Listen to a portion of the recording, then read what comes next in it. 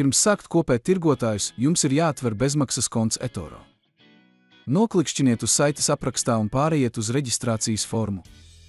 Šeit ievadiet savu e-pasta adresi, lietotāja vārdu un paroli. Piekrītat noteikumiem un nosacījumiem un nospiediet zaļo pogu. Pēc brīža jūs tiksiet pāradresēts uz eToro platformas paneļa.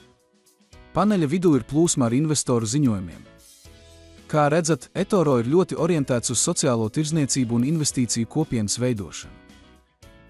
Lai sāktu tirgotāju kopēšanu, dodieties uz sadaļu Copy Radar un pārlūkojiet investoru rezultātus. Platforma ļauj pārbaudīt vēsturi, ienesīgumu un to, cik daudz cilvēku kopē šo investoru. Ir arī ziņojuma plūsma, kurā investori var komentēt pašreizējos rezultātus vai ģeopolitisko situāciju. Lai sāktu kopēšanu, noklikšķiniet uz zaļās pogas kopēt ekrāna augšējā labajā stūrī un ievadiet summu, ko vēlaties ieguldīt. Atcerieties, ka, lai sāktu kopēšanu, jums ir nepieciešams vismaz $200 ASV depozīts. Katrs investors var noteikt atšķirīgu minimālo summu, lai sāktu kopēšanu. Jo pieredzējušāks ir tirgotājs ar labākiem rezultātiem, jo lielāku depozītu viņš var pieprasīt no jums. Atcerieties, ka jūs vienmēr varat noteikt limitu, lai, zaudējot noteiktu naudas summu, kopēšana automātiski tiktu pārtraukta.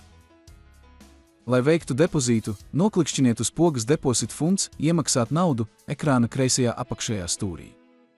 Zemāk atrodas poga, kas ļauj mainīt konta veidu no reāla uz demo. Tad izvēlieties valūtu un summu, ko vēlaties iemaksāt platformā. Iemaksu var veikt ar kredītkarti, tiešsaistes pārskaitījumu vai PayPal. Daži iemaksu veidi var būt pieejami pēc konta verifikācijas. Verifikācija ietver jūsu identitātes un dzīvesvietas adreses apstiprināšanu un var ilgt līdz dažām darbdienām. Ceru, ka šis video bija noderīgs. Ja tā, lūdzu, ievietojiet šim video patīk un abonējiet manu kanālu, lai būtu informēts par jauniem video. Aprakstā atradīsiet saiti uz bezmaksas demo kontu eToro. Paldies par skatīšanos!